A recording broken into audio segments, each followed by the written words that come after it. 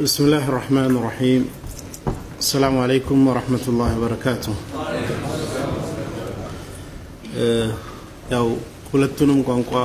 ለየብቻ የሚሰሙ ሰዎች ስላሉ በኦሮምኛም በአማርኛም ለማብራት ተሞክራለሁ ወንድሞች የሰጡኝ ስለ ምስራቅ ኢትዮጵያ ሐረርና አካባቢው ታሪክ ነው ዛሬ ብዙ ስለ ታሪክ ማውራት ያስፈልጋል ወይ የሚል ሐሳብ አለ ምክንያቱም ያለንበት ነባራዊ ሁኔታ አሳሳቢና ህብረትም አንድነትም የሚፈልግ ለውጥን የሚፈልግ ከዛም አልፎ ከመላው ኢትዮጵያ መጅሊስ ላይ ያላችሁ ዑለሞች የተሰባሰባችሁበት እንደመሆኑ በቀጥታ እናንተንም ሁላችንን የሚመለከተው ርዕስ ብናገር ይሻላል ብዬ ስለማምን ነው እንደሚታወቀው ኢትዮጵያውያን ሙስሊሞች በታሪካችን ውስጥ ብዙ ነገሮችን አሳልፈናል ከነዚህ ብዙ ነገሮች መካከል የከፍታ ዘመን ብዙ ታሪኮች እንዳሉ ሁሉ የዝቅታና በመካከላችን በተፈጠሩ ክፍተቶች መሃል ጥቃቶችን ያስተናገድንባቸው ታሪኮች ብዙ ናቸው እንደ አውሮፓ አቆጣጠር 1332 ላይ የዛሬ 700 ዓመት አካባቢ በወቅቱ የኢትዮጵያውያን ሙስሊሞች መሪ ኢትዮጵያ የዛሬዋን ቅርጽ አልያዘችም ቢያንስ ዘይላ ተብሎ በሚታወቀው የኢትዮጵያ ፓርት ላይ ሶማሊያ ሆነ ያለው ማለት አይደለም ሁለት ወደቡም ለብቻ ዘይላ ሰባቱ ሱልጣኔቶች ያሉበትም ዘይላ ተብሎ የሚጠቀስበት ሁኔታ ስላለ ነው ሼክ አብዱላህ አዘይላኢ የሚባሉ የወቅቱ ዓሊም ኢትዮጵያውያን ሙስሊሞች ላይ በደረሰው ጥቃት በተከታታይ ሰባቱ ሙስሊም ሱልጣኔቶች ላይ የደረሰውን ጥቃት ወደ ግብጽ ሀገር ተሰደው በወቅቱ የግብጽ ቤተ መንግስት ዜና መዋዕል ጸሐፊ ለነበረው ሸሃቡዲን ኢብኑ ፈድሉላህ አልኡመሪ ለሚባለው ሰው ስለ ኢትዮጵያውያን ሙስሊሞች ስለ ሰባቱ ሙስሊም ሱልጣኔቶች በአጠቃላይ ስለ ኢትዮጵያውያን ሙስሊሞች ተርከውለት መሳሊክ አልአብሳር في ممالك الامصار በተሰኘው መጽሐፉ ላይ 1336 ላይ በተጻፈው መጽሐፉ ላይ ሲጠቅስ ኢትዮጵያውያን ሙስሊሞች በመዝሐብ ምን አይነት መዝሐብ ሐነፊ ሻፊዒ እንደዚሁም ደግሞ በአጠቃላይ በየሱና ወገን እንደሆኑ ይጠቅስና በመካከላቸው ስላሉ ልዩነቶችና ስለተፈጠሩ ነገሮችም ይጠቅሳል እንዴት ሰባቱ ሙስሊም ሱልጣኔቶች ተራ በተራ የጥቃት ኢላማ ሆነው እንደወደቁ ይጠቅስና ምክንያት አድርጎ የሚያስቀምጠው የመዝሐብና የብሔር ልዩነቶችን ማስተናገድ ስላልቻሉ ተራ በተራ ሁሉም እየተጠቁ ሰባቱም እንደወደቁ ይናገራል ዛሬም ተመሳሳይ እጣ ፈንታ በአንድ በኩል የብሔርና ጎሳ በሌላ በኩል ደግሞ ሱፊ ሰለፊ ሌላም እየተባባልን አንድነት ላይ መቆም አቅቶን ተራ በተራ የጥቃት ኢላማ ከዛም አልፎ በጋራ ሆነን የጋራ መብቶቻችንን ማስከበር የማንችል ሰዎች ሆነን ተገኝተናል ይህን ችግር ለመቅረፍ እንደምታስታውሱት ከ7 ወራት በፊት የኢትዮጵያ እስልምና ጉዳዮች ጠቅላይ ምክር ቤት ላይ እናንተን የመሳሰሉ ዓሊሞች ህብረተሰቡን አንድ አድርጋችሁ ወደሚፈለገው ለውጥ ትመራላችሁ በሚል ቁጭ ብለን የኢትዮጵያ ሙስሊሞች ተቋማዊ ለውጥ የጋራ ኮሚቴ አባላት ማን ሊሆን ይችላል ብለን ስሞችን ብዙ አንስተን እናንተን በተለይ በቀጥታ 26ቶቻችሁ ፌደራል መጅሊስ ውስጥ የገባችሁትን እናንተን በመምረጥ ይሄን ኃላፊነት ይዛችሁ ውጤት እንዲመጣ አንደኛ ደረጃ የኢትዮጵያ እስልምና ጉዳዮች ጠቅላይ ምክር ቤት አሁን ካለበት የማህበርና የኤንጂኦ ደረጃ በማውጣት ሙስሊሙ ማህበረሰብን የሚመጥንና በአዋጅ ተቋቋመ ዘላቂ ማህበር እንዲሆን እንዲደረግ የተሰራውን ረቂቅና ወደ ሚኒስትሮች ምክር ቤት የሄደው ነገር መፍትሄ አግኝቶ በአዋጅ እንዲወጣ ሁለተኛ ደረጃ ሙስሊሞች መሃል ያሉ የአመለካከት ልዩነቶችን ወደ መስመር በመመለስ በጋራ ጉዳዮቻችን ሙስሊሙ ማህበረሰብ የጋራ ጥቅሙን አብሮ ይዞ እንዲሄድ ልዩነቶቹ ካለመቀራረብ ካለመወያየት ካለመነጋገር የተፈጠሩና በተለይም ደግሞ ቀደምት በነበሩ የመንግስት አካላት በቀጥታ ይህንን ነገር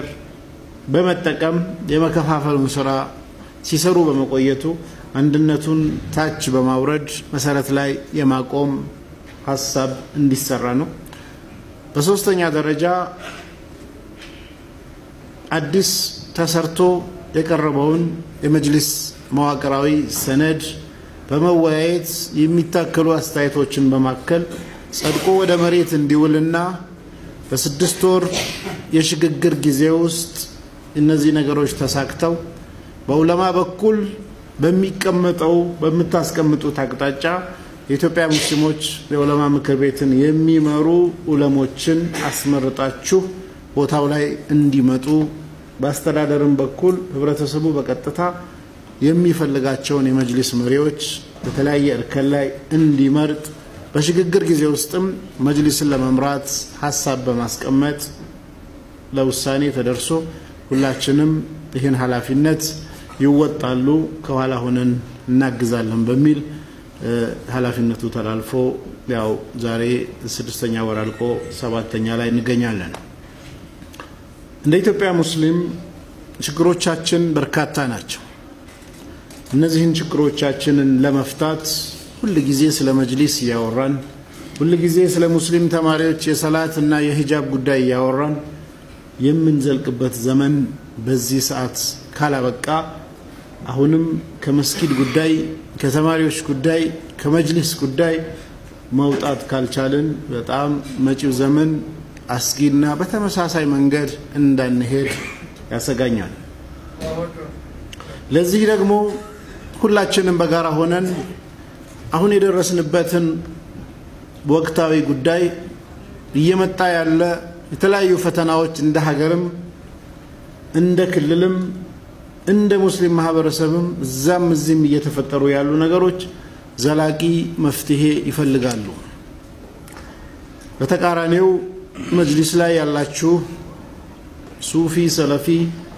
የኔ ገባ የነሱ ወጣ እኔ ያነስኩኝ እነሱ በዙ በዚህ ገቡ በዛ ወጡ እየተባባለ ዋናውን አጀንዳ አንድነቱን ታች መውረድ ሲጠበቅ እዛም በዛው በፌደራል መጅሊሱም ውስጥ እንዴት ናችሁ ስል እንዳንዴ ይገርመኛል። ምክንያቱም ጥሩነን አንድነን አብረነን ተስማምተናል ሰማለው ማሻአላህ መሬት ላይ ግን የዛ ነጸብራቅ አይደለም የሚታየው። መሬት ላይ ያለው በተናጠል ሁሉም አንዱ ሌላኛውን የሚወቅስበት እንዲህ አደረጉን የሚል ስትገናኙ ግን አብረነን ጥሩ ሁኔታ ላይ ነን የሚል ነው። ይህን ነገር መፍታት ካልተቻለ ሐቂቃ የቱንም ያህል ዑለማ ብትሆኑ ከኢትዮጵያ ሙስሊም አትበልጡም። የቱንም ያህል የተማራችሁ የቀራችሁ ብትሆኑ የኢትዮጵያን ግማሽ ህብረተሰብ ሙስሊም ጥቅምን አሳልፎ መስጠት ከባድ ነው። ስለዚህ ቆም ብላችሁ ባላችሁበት ተመካክራችሁ በራችሁን ዘግታችሁ የተሰጣችሁን ኃላፊነት አማና በመወጣት ሙስሊሙን የሚያከብራችሁን ዓሊምን በእናንተ መፈራራት ይሁን አለመነጋገርም ይሁን ሌላም ይሁን ሌላ ነገር ሳይመጣና የዑለማ ደረጃ ከባድ ነው። ግን በሚፈጠረው ያስተዳደርና መሰል ክፍተቶች ዑለማ በመጥፎ አይን ከታየ ዲኑም ነው አብሮ የሚታየው። ያ እንዳይሆን ቆም ብላችሁ አስባችሁ የጋራ መፍትሄ ለማምጣት ሂዱ። እንደሚታወቀው በ6 ወር ጊዜ ውስጥ የተባለው ነገር ጊዜው ማለፉ ይገባኛል። ብዙ ሰዎች እናንተ ናችሁ እዚህ ቦታ የጣላችሁን ጥላችሁ ሄዳችሁ የሚል ቅሬታዎች አሉ። ከተለያየ ቦታም ቤት ይመጣሉ ደውላሉ በተለያየ አቅጣጫ አላህ ፊት እንጠይቃችኋለን ይላሉ። ሐቂቃ የተመረጡትን የቦርድ አባላት ስናይ የተመረጡትን ዑለማ ስናይ ከኛ ድጋፍና እገዛ ከፈለጉ በሙሉ ኃይል ከጎናችሁ ነን። ነገር ግን በተቀመጠው አቅጣጫ መስራት ትችላላችሁ በሚል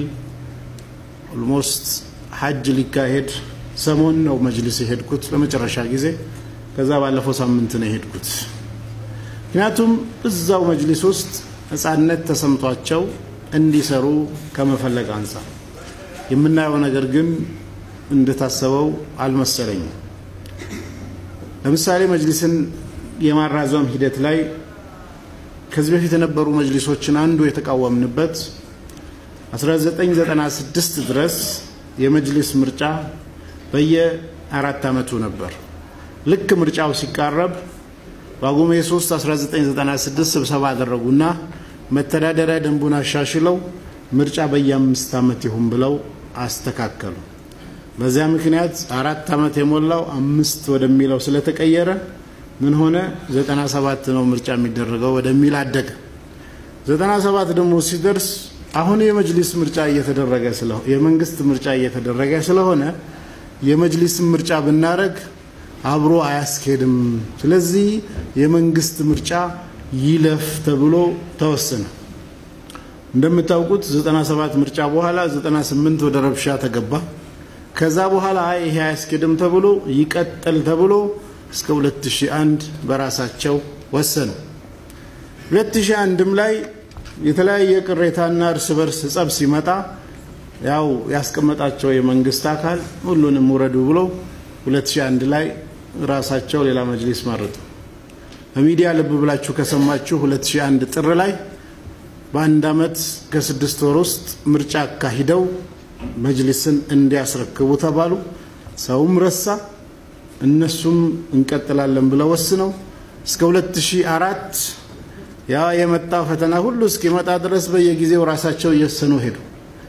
የህብረተሰቡ ወኪል የሆነ አካል የፈለገውን በራሱ እየወሰነ ሲሄድ ትናንት ትክክል አይደለም ብለን ካልን ዛሬም ትክክል አይሆንም ምክንያቱም ራሳችሁ ከመወሰናችሁ በፊት ቢያንስ የክልል መጅሊሶች እንኳን አብሯቸው ያሉትን ሰብስባችሁ የተሰጠንን ስራ መስራት አልቻልንም የገጠመን ደግሞ ችግር ይሄ ነው ምን ይሻላል እንዴት እንወጣው ተብሎ መመካከር በወቅቱ ከነበሩ ስብሰባው ላይ ኃላፊነቱን ስትወስዱ ተደስተው አጽድቀው ከሄዱትም የተለያየ ህብረተሰብ ክፍሎችም እንዴት ይሁን ተብሎ ታሳቢ ተደርጎ በዛው ልክ ውይይት ተደርጎ አንድ አቋም ላይ ተደርሶ በአንድ ወር ጊዜ ውስጥ ስራችንን ጨርሰን እንሄዳለን በሁለት ወር እንጨርሳለን በሶስት ወር እንጨርሳለን አይነት ብትስማሙ በቃ ከስራው አንፃር ይሁን ይባላል ሰሞኑን የተወሰነበትን ሁኔታ ደግሞ ስናይ ፐርሰናሊ እኔ ስጋት አለኝ ምክንያቱም ዱባይ በነበራችሁ አቡዳቢ በነበረው ስብሰባ ላይ የነበረውን ስሰማ አንዳንዶቹ 6 ወር እናስረዝም አንዳንዶቹ 8 ወር እናስረዝም አንዳንዶቹ 1 አመት ይርዝም አንዳንዶቹ ለምንስ ነው የመውረድ ጉዳይ የሚነሳው የሚል ስብሰባ ላይ መነሳቱን ስናይ እንግዲህ ይሄ አማና የሁላችንም ስለሆነ ብንወዳችሁም ብናከብራችሁም በአጭር ጊዜ ውስጥ ይሄ ነገር መፍትሄ አግኝቶ ዘላቂ ነገር ካለመጣ 2004 ጀምሮ መሪዎችን መርጣለው እያለ ሲጮው ሲጠይቅ ያለው ህብረተሰብ ጋር ወደ መጋጨት እናንተም እኛም መሄድ ስለሌለብን በዑለማ ደንብ በመጅሊስ አመራር ደንብ በተለይ ከመንግስት ምርጫ በፊት ሚያዝያ 30 ላይ ሁሉን ነገር አዋጁንም ምርጫውንም አንድነቱንም ፈጽመን ሚያዝያ 30 አስረክበን እንሂድ ብለው ቦርዶች እንዳቀረቡ ሰምቻለሁ ልክ አይደለም ተብሎም ሪጀክት ተደርጓል እኔ 6 ወር የሚለውን የቦርዶቹን እየተስማማው አይደለም ነገር ግን ከመንግስት ምርጫ በፊት ሁሉ ነገር ተጠናቆ ዑለሞች ናቸው እናንተን ከመይቀጥለው የዑለማ ምርጫ ውስጥ አትግቡም ማለት ምክንያቱም እናንተ ካልገባችሁ ሌላ ዑለማ ብዙ የለንም ግን በዑለማው ሰንሰለት የሚደረገው ምርጫ እንዴት ይደረግ ዑለማ በምን መስፈርት ይምጣ ማን ነው ዑለማ ሌላም ማስቀመጥ ያለባችሁ እናንተ ናችሁ አሁን ህብረተሰቡ መጀመሪያውንም የዑለማን ምርጫ አያረግም የኢልም ጉዳይ ስለሆነ ማን ነው ኢልሙን ያለው ምንድነው ሸርጡ እናንተ ናችሁ የምታስቀምጡት ነገር ግን በአስተዳደር በኩል ስቲል በተለያየ ቦታ ላይ ቅሬታዎች አሉ በስድስት ወር ጊዜ ውስጥ የሽግግር መጅሊሱ እንዲሰራ ታስቦ በነበረበት ጊዜ የክልል መጅሊሶች መሃል የአማራ ክልል የትግራይ ክልል መጅሊስ ባሉበት ነው ያሉት እንደውም አማራዎቹ እዛ አካባቢ ያለውን የፖለቲካ ኃይል ተደግፈው የትግራዮቹም እዛ አካባቢ ያለውን ተደግፈው ማን ያወርደናል አሉ አዲስ አበባዎቹ ደግሞ በየክፍለ ከተማው ያሉት በተመሳሳይ አንወርድም አሉ ይሄ ደግሞ ወረዱ አትወረዱ ሌላ ግብግብና ሽኩቻን ህብረተሰባችን ውስጥ በማምጣት በዚህ ሀገራችን አስቸጋሪ አጣብቀኝ ላይ ባለችበት እንደዚሁ ሙስሊሞች ላይ የተለያዩ ጥቃቶች እየተስተናገዱ ባሉበት ጊዜ ወደዚህ አቅጣጫ ከገባን ሀገራችንም ሙስሊሙ ማህበረሰብም ፈታኝ ሁኔታ ውስጥ ሊሄዱ ይችላሉ ምን ያህል ተዋህዳችሁ እየሰራችሁ ነው የሚለው እናንተ በተግባር ታውቁታላችሁ አለመሆኑን ግን አንዳንድ ምልክቶች አሉ ለምሳሌ ባለፈው ሳምንት በነበረው የሰልፍ ጉዳይ ላይ የመጅሊስ አመራሮች መሃል መግለጫ በመስጠት ስለ ሰልፉ የተሰጠው አለ አንደኛውን የመጅሊስ አመራር ደውዬ ተነጋግራችሁ ነው ወይ ምክንያቱም ቀደም ተብሎ ውይይት አልነበረም ወይ ስላይ መግለጫ ተሰጠ እንደመሰጠቱን ማላወቅኩም ምን ያለ ሌላኛው ደግሞ አይዛ ተጠርቶ ከዛ በኋላ ያው ሰልፉ እንዲደረግ መግለጫ እንዲሰጥ የኢትዮጵያ ሃይማኖቶች ጉባኤ መሃል የበላይ ጠባቂ የሆኑት ጳጳሱ ተሰብስበን አንድ ነገር ማለት አለብን ብለው ስላሉ ኑ ተባለና ስብሰባ ተጠራ ከዛ ወክለው የሄደው ሰው መግለጫ ሰጠ መግለጫው ከየት ነው ስንል ያው ከጠሩት አካል ሆነ ማለት ነው እንዲህ አይነት ወሳኝና ሊያጣላችሁ ቅሬታ ሊፈጥሩ የሚችሉ ነገሮችን ተነጋግራችሁ ተናባችሁ ነው ወይስል ሌሎች ነገሮችም ላይ እርስ በርስ ሽኩቻለና አሁን በቀጥታ ከመወቃቀስ እንዴት ህዝባችንን ተሰጠንን አማና ተወተን መንግስትም የሚጠበቅበትን ማድረግ ላይ ወደ ኋላ ካለ ለራሱ ሲል ነው የሚያደርገው ለኛ ብሎ አይደለም ለራሱ ሲል መመለስ ያለበትን መመለስ አለበት ሁሉ ጊዜ እየለመንን ሁሉ ጊዜ ቆዩ ታገሱ ዘንተን በሉ እንቀርፋለን እንዲህ የተባለ እየተታልፈልን መሄድ አግባብ አይመስለኝም ፐርሰናሊ ከምርጫ በኋላ ኢትዮጵያ አሁን ባለችበት ሁኔታ ምን ትሆናለች አላሁ አለም ነገር ግን ከወራት በፊት ሊሆኑ ይችሉ የነበሩ ነገሮች በእኛ ምክንያት እኛ ሱፊ ሰለፊ የኔ ገባ የነሱ ወጣ ወይንም ደግሞ በተፈጠሩ ክፍተቶች ወይም ሌላ ምክንያት መስራት ሳንችል ከዘገየ ታሪካዊ ተጠያቂነቱ በእኛም ላይ በእናንተም ላይ ይመጣልና ቆም ብሎ አስቦ የጋራ መፍትሄ ያስፈልጋል 26 የኢትዮጵያ ሙስሊሞች ዑለማ ምክር ቤት ሲቋቋም 26ቶቻችሁም የዛ ምክር ቤት አባል ሆናችሁ እኩል ድምጽ ኖሯችሁ በሰብሳቢው አማካኝነት እየተሰበሰባችሁ በጋራ ጉዳዮቻችሁ ልትወስኑ እንጂ 26 ውስጥ ያላችሁ የተወሰኑ ሰዎች ለምን ዝም አላችሁ ያላችሁኛን እንድትገፉ አይደለም እናንተ እዛው ጋር መጣላትም መከራከርም መነጋገርም ካለባችሁ አንድ ላይ አንድ ምክር ቤት ውስጥ ነው ያላችሁትና በዛ ደረጃ ችግሮቹን ለመፍታት እንጂ ቅሬታ ሲኖር እርስ በርስ ከተወቃቀስን አያዛልቅምና እንዴት አድርገን የኢትዮጵያ ሙስሊም ከተቀበልንበት እርከን ወደ ተሻለ እርከን አሳልፈን እንሂድ የሚለው ላይ ሁላችንም ማሰብ አለብን እላለሁኝ ከዛ መለስ ስል የመስጊዶች ጉዳይ በሰሞኑ ሁኔታ ላይ አጀንዳ ሆኖ ማህበረሰባችንን አስቆጥቶ ብዙ ችግሮች የተከሰተበት አማራ ክልል ከዛም አልፎ ኦሮሚያ ክልልም ላይ እንደዚሁ የፈረሱ መስጊዶች አሉ ምን ያህል መጅሊስ እርስ በርስ ሪፖርት አለው ይገናኛል የሚለውን ጥያቄ የሚሆነው መስጊዶች ሲጠቁ በጋራ ሆናችሁ መጫው ያለባችሁ ኦሮሚያ ከሆነ የኦሮሚያ መጅሊስ መተኛት የለበትም ለሌላው አድርሶ በጋራ መቆም አለበት ትግራይ ከሆነ የትግራዩ አማራ ከሆነ ያማራው በዛ መልኩ የተፈጠረው ክፍተት ግን ኦሮሚያ ላይ ዚሁ ሐረርጌ አካባቢ ዳሮ ለቡ ወረዳ አካባቢ ሀዊ ጉድና የሚባል ኤሪያ ላይ 3 መስጊዶች በአንድ ቀን ፈርሰው ከወር በኋላ ነው የሰማናቸው ከወር በኋላ መስጊዱ ፈርሶ የአካባቢ ሰዎች ያፈረሱትና ካላት ጋር ተጋጭተው የታሰረው ታስሮ መስጊዱ ከእንደገና ተሰርቶ ነው የሰማነው ምን ያህል ክፍተት መካከላችን እንዳለ 35 ስንቆጥር ከነዚህም አሉበት ማለት ነው ምን እየሆነ ነው በየአካባቢው የሚለውን ካልተለዋወጥንና አንዱ ለሌላው ካላበረ አናሳ ሙስሊሞች ያሉበት አካባቢ በተለያዩ ጫናዎች ጥቃቶችን ዝም ብለው ተላምደው ሊሄዱ ይችላሉ አዲስ አበባ ላይ የፈረሱ መስጊዶችም ላይ እንደምታውቁት ህገወጥ ናቸው ተብሎ በተለያየ ጊዜ ሲፈርሱ ከሚመለከተው አካል ጋርም በመነጋገር በተለይም በቀጥታ እኔም ፌስቡክ ላይ ባስተኳይ ካልሰራ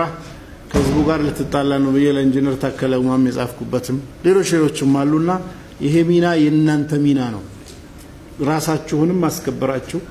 ሙስሊሙንም የምታስከብሩት ከህብረተሰቡ ጋራ በጋራ ሆናችሁ ስትታገሉ ነውና ትናንሿን ነገር እየለመድን አንድ ተብሎ የተጀመረው የመስጂድ ማፍረስ በተለይ ቢያንስ በዚህ የለውጥ ጊዜ ውስጥ በቡራዩ ክፍለ በአዲስ አበባ ዙሪያ ፍንፍኔ ልዩ ዞን ውስጥ በቡራዩ ከተማ አስተዳደር ጸበል ማዶ ተብሎ የሚታወቀው ቦታ ላይ ግንቦት 15 2010 ላይ የፈረሰውን መስጊድ አንድ ተብሎ ተቆጥሮ ነው 35 የደረሰው እንዲሁ በወቅቱ እናንተ ቦታው ላይ አልነበራችሁ ግን ከዛ በኋላም እየመጣን አሁን ባለን መንገድ ጮወንም ተባብረንም ጫና ፈጥረንም መስጊዶቻችን መደፈርና መጠቃትን ማስቆም ካልቻለን ተንቀን መቀጠላችን አይቀርም በዚህ ሰዓት ላይ ያሉ መስጊዶች ብቻ ሳይሆን ህገ መንግስታዊ ስርዓት ሴኩላር ስቴት ባለበት ሀገር ውስጥ እዚህ ጋር የኔ ሃይማኖት ስለማይፈቅድ ላሊበላ ላይ መስጊድ መስራት አትችሉም አክሱም ላይ መስጊድ መስራት አትችሉም ተብሎ በሺ የሚቆጠር ሰው 37 ኪሎ ሜትር የሄደ የሞተ ጀናዛ ሲቀብር እናንተ ብትሆኑ ምን ታረጉ ነበር ስሜቱን ቁስሉን በቦታው ስለሌላችሁ ፊል አላረጋችሁም ይሆናል ይሄ ጉዳይ በዚህ የመስጂድም ጉዳይ ጋር ብቻ ሳይሆን በራሱን የቻለ ሊፈታና ሊሰራበት የሚገባና አንዳንድ ጊዜ የሚያነሱት ነገር አለ እኛም ተሳስተን እንደ ሙስሊም አብረን ምንለዋል